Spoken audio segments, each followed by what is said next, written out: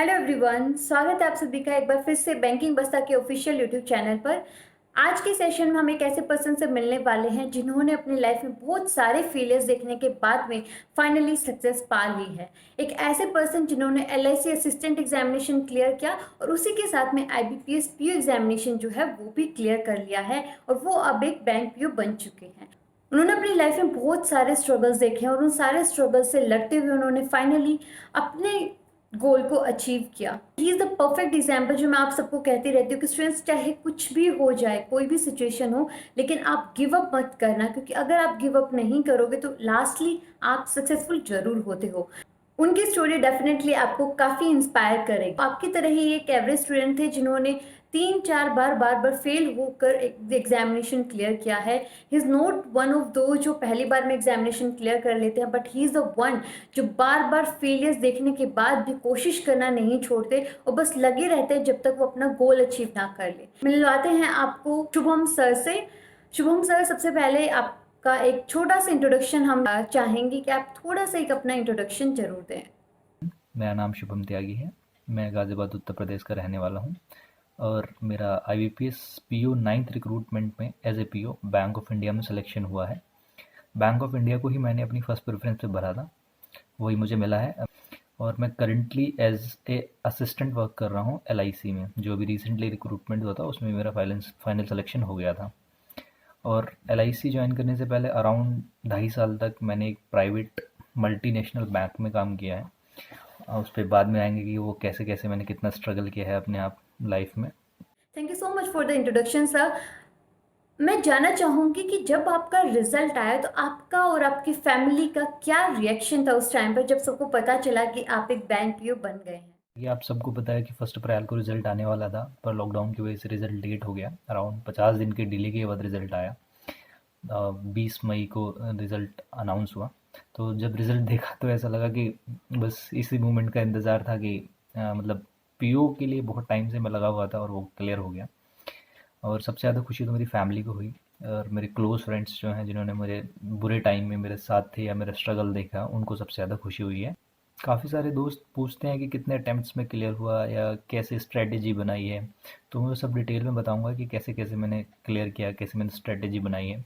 हम सब जानते हैं कि कोई भी अगर सक्सेसफुल पर्सन होता है तो उसके पीछे बहुत ज़्यादा स्ट्रगल होता है, बहुत सा हार्डवर्क होता है। एक ऐसा फेज होता है उनकी लाइफ का जिसको हम नहीं जानते हैं। तो सर, आपकी लाइफ में भी काफ़ी सारे फेलियर्स आए होंगे, तो आपने कैसे खुद को मोटिवेटेड रखा ऐसी सिचुएशन में। और मोटिवेशन का भी पूछते हैं लोग कि मोटिवेट कैसे रहे इतने टाइम तक या किस तरीके से मोटिवेट रहे। तो मोटिवेशन को तो मैं आपको बता दूं कि सेल्फ मोटिवेटेड होना सबसे इम्पॉर्टेंट है, चाहे कितना ही टाइम लगे। लेकिन आप ये सोचिए कि अगर आप कॉन्टिन्यूस रहेंगे, कॉन्टिन्यूटी बना के रखेंगे, तो एक दिन ज़रूर आएगा कि आप सक्सेसफुल होंगे। तो उससे सबसे पहले मैं आपको ये बता दूं कि मैंने अपनी प्रिपरेशन अराउंड 2016 में शुरू की थी। 2016 आई थिंक मिड 2016 में जून जुलाई के आसपास मैंने प्रिपरेशन शुरू की थी। मैंने 1 साल तक प्रिपरेशन की 2017 जून जुलाई तक, पर मेरा एक भी एग्ज़ाम नहीं निकला। मैंने RRB PO, clerk, IBPS PO, clerk सब एग्ज़ाम दिए पर कुछ भी नहीं निकला। इवन प्री तक क्लियर नहीं हुआ था। फिर ऐसा लगा कि कोई एग्ज़ाम निकलेगा ही नहीं, मतलब मुझसे तो हो ही नहीं सकता है, मुझे ऐसा लगा उस बीच में। तो फिर मैंने सोचा कि क्यों ना प्राइवेट जॉब कर ली जाए, क्योंकि घर वाले बाहर रख के पढ़ा रहे थे। मतलब मैं अपने नेटिव प्लेस से बाहर हूँ, बाहर रह के कहीं पढ़ाई कर रहा था। तो लगा कि प्राइवेट जॉब शुरू कर देते हैं, जिससे घर वालों को भी हेल्प मिल जाएगी और थोड़ा सपोर्ट हो जाएगा। तो मैंने जैसा कि अभी बताया था कि मैं प्राइवेट बैंक में कर चुका हूँ काम। तो मैंने मल्टीनेशनल बैंक है एक, अपने लोगों ने शायद नाम सुना भी हो, रॉयल बैंक ऑफ स्कॉटलैंड नाम है। तो उसमें 2017 जुलाई में ज्वाइन किया और वहाँ काम करता रहा। जॉब भी अच्छी चली काफ़ी टाइम तक। अराउंड 2019 के स्टार्टिंग तक मुझे कोई परेशानी नहीं थी, मतलब मैं अच्छे से काम कर रहा था पूरा। प्रमोशन भी हो गया था मेरा वहाँ पर।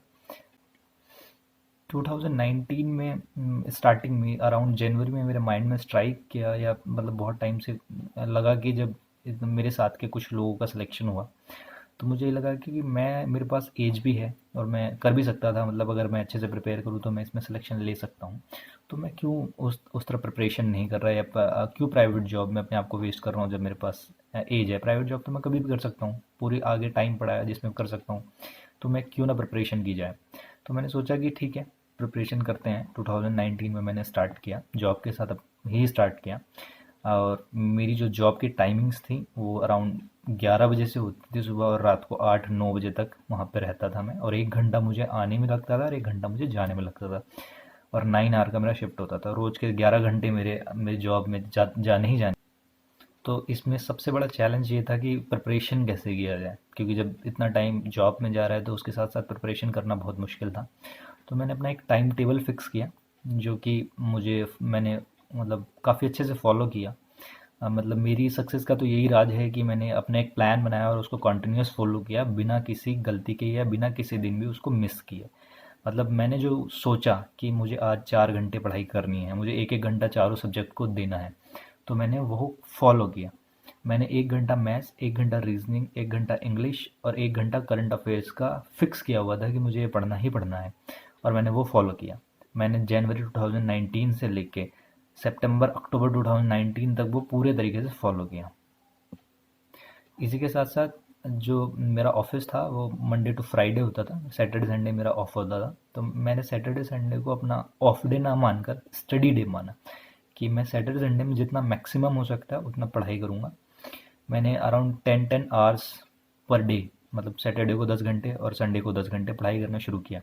बाहर जाना बंद कर दिया, सोशल मीडिया का बहुत कम यूज़ कर दिया, मतलब सोशल गैदरिंग्स कम कर दी, अपने फ्रेंड्स जितने भी हैं उनसे मिलना बहुत कम कर दिया। काफ़ी चीज़ें मैंने छोड़ दी इस बीच में। मैं ऐसा नहीं कह रहा कि ऐसी सारी चीज़ें छोड़ते हैं तभी सिलेक्शन होता है, नहीं, क्योंकि मेरे पास टाइम की कमी थी, क्योंकि मैं जॉब भी कर रहा था तो मुझे टाइम उतना मिलता नहीं था पढ़ाई के लिए। तो मुझे टाइम कहीं ना कहीं से मैनेज करना था, तो इसलिए मैंने सारी चीज़ों से कुछ टाइम के लिए, मतलब 1 आध साल के लिए अपना मतलब चीज़ें हटा दी, कि मुझे नहीं करना है ये, मुझे सिर्फ पढ़ाई पे फोकस करना है, बाकी सब चीज़ें बाद में भी आ जाएंगी। अपने डेली शेड्यूल के साथ साथ मैं मतलब जब मैं ऑफिस जाता था तो मेट्रो लेता था, यहाँ से दिल्ली में मेरा ऑफिस है तो मेट्रो लेता था मैं। तो मेट्रो में मुझे अराउंड 1 आवर लगता था ट्रैवल करते हुए। तो मैं 1 घंटा करंट अफेयर्स के वीडियो लगाता था और सुनता हुआ चला जाता था, जिससे मेरा काफ़ी रिवीजन हो जाता था। और फिर उधर से आते हुए मुझे कैब मेरे घर पर ड्रॉप करती थी, तो मैं उसमें अराउंड 1 घंटा मुझे मिलता था पढ़ने का, तो मैं उसको भी यूटिलाइज़ करता था। मैं सॉन्ग्स नहीं सुनता था आते हुए जाते हुए मेट्रो में या कैब में, मैं करंट अफेयर्स की वीडियो लगाकर उनको कंटिन्यूसली देखता था, जिससे मेरा करंट अफेयर काफ़ी सही हो गया था। और दिन में तो मुझे टाइम मिलता नहीं था पढ़ने का, मैं रात को पढ़ाई करता था। मतलब रात को 9 साढ़े 9 बजे मैं ऑफिस से निकलता था, 10 साढ़े 10 बजे घर आता था। उसके बाद खाना वाना खा के आराम से 12 बजे से या 11:30 बजे से पढ़ाई करने बैठता था, और अपना 4 घंटे पूरा 3 साढ़े 3 4 बजे तक अपना पढ़ाई करके मैं सो जाता था। फिर सुबह उठ के फिर वही अगले दिन ऑफिस जाना, वही सारी चीज़ें, डेली का नॉर्मल प्रोसीजर जो होना था वो होना है। और जितना आसानी से मैं ये सब बोल रहा हूँ, इतना आसान नहीं है ये सब करना, बहुत मुश्किल आती हैं, बहुत फेलियर्स देखने पड़ते हैं, बहुत सारी चीज़ें ऐसी अनएक्सपेक्टेड हो जाती हैं कि बहुत ज़्यादा परेशानी होती है उनसे। सो मतलब इस बीच इस 1 साल के अंदर इतने फेलियर्स आए, इतनी अनएक्सपेक्टेड चीज़ें हुई मेरे साथ कि मतलब मैं काफ़ी परेशान भी हुआ, काफ़ी मेंटल टेंस्ड भी हुआ। एट लास्ट सर, आपकी फाइनल एडवाइस चाहूंगी कि आप बाकी स्टूडेंट्स जो अभी प्रिपरेशन कर रहे हैं उनको क्या एडवाइस देना चाहेंगे। जब 2019 में मैंने प्रिपरेशन स्टार्ट किया तो मैंने 2 ही फार्मूला अपने बनाए, जो मैंने फॉलो किए हैं अभी तक, और आगे भी मैं कर रहा हूँ। जब मैं प्रिपरेशन अभी भी आगे कर रहा हूँ तो उसके लिए भी मेरा यही फार्मूला है कि एक तो कंटिन्यूटी बनाए रखी मैंने, और दूसरा ये अपने दिमाग में रखा कि मुझे हर हालत में करना है, मैं अपना पूरा बेस्ट दूंगा, रिजल्ट जो होगा देखा जाएगा, लेकिन मैं अपनी कमी नहीं रखूँगा। जितना टाइम मुझे मिल रहा है मैं उसके साथ 100% जेन्युइन होकर पढ़ाई करूँगा। बहुत से लोग पूछते हैं कि स्टडी कैसे किया या क्या स्ट्रैटेजी बनाई अपनी। तो स्ट्रैटेजी तो मैं आपको बता ही चुका हूँ अपनी कि मेरी क्या स्ट्रैटेजी थी। स्टडी कैसे की ये मैं आपको बता सकता हूँ। मैंने ऑफलाइन तो बहुत कम पढ़ाई की, बहुत बुक्स मैंने सिर्फ एक मैथ की ली थी, जो मैंने थोड़े से बेसिक्स वेसिक्स पढ़ने के लिए ली थी। बाकी मैंने कोई बुक नहीं ली, ऑनलाइन सोर्सेज से ही मैंने सब कुछ किया। मैंने ऑनलाइन क्विज़ेस लगाए। मैं पूरा मॉक टेस्ट कभी नहीं देता था क्योंकि टाइम बहुत कम होता था। मैं सिर्फ सेक्शनल क्विज़ लगाता था, जिससे मैं मुझे ये लगता था कि सेक्शनल क्विज़ लगाना मेरे लिए बेहतर है, मेरे लिए बहुत अच्छे से स्ट्रेटेजी वर्क कर रही थी।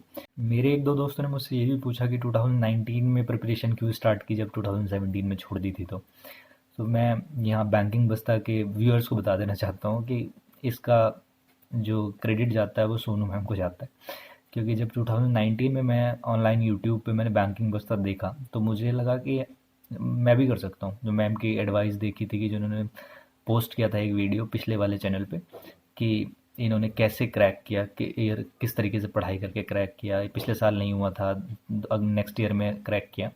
तो मुझे काफ़ी मोटिवेशन लगा और इसलिए ही मैंने बैंक ऑफ इंडिया को अपना फर्स्ट प्रेफरेंस भी दिया था। ये भी एक लॉजिक लगा सकते हैं आप लोग शायद। ऐसा कुछ नहीं है कि बैंक ऑफ इंडिया सिलेक्शन किया है तो बैंक ऑफ इंडिया बैंक सबसे अच्छा है, नहीं। सारे बैंक बहुत अच्छे हैं, जितने भी पब्लिक सेक्टर यूनिट हैं। इस आपके ऊपर डिपेंड करता है कि आप किस तरीके से काम कर रहे हो, आपका वर्किंग स्टाइल क्या है। अगर आपका वर्किंग स्टाइल अच्छा है, आप काम करने के लिए ही हो, आप अपने काम के प्रति डेडिकेटेड हो, तो आपको कोई भी बैंक बुरा नहीं लगेगा, कोई भी जॉब बुरी नहीं लगेगी, आप सब जॉब में अच्छे से कर लेंगे।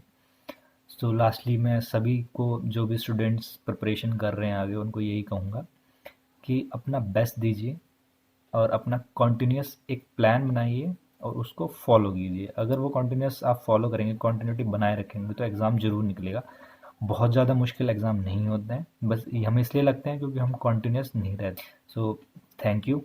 मैं सभी को थैंक यू बोलना चाहूँगा मुझे सुनने के लिए, और मैं सोनू मैम को भी थैंक यू बोलना चाहूँगा जो मुझे उन्होंने अपने प्लेटफॉर्म पे ये वीडियो शेयर करने का मौका दिया।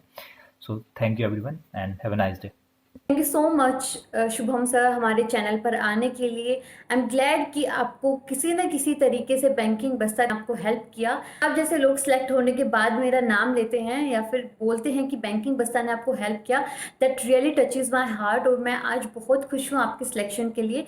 And to all the students जो तैयारी कर रहे हैं, भाई अब बिल्कुल गिव अप मत करो, बस लगे रहो। मैं हमेशा आपके साथ हूँ यहाँ पर। आपको कभी भी मेरी ज़रूरत पड़ती है, आप मुझे कांटेक्ट कर सकते हैं।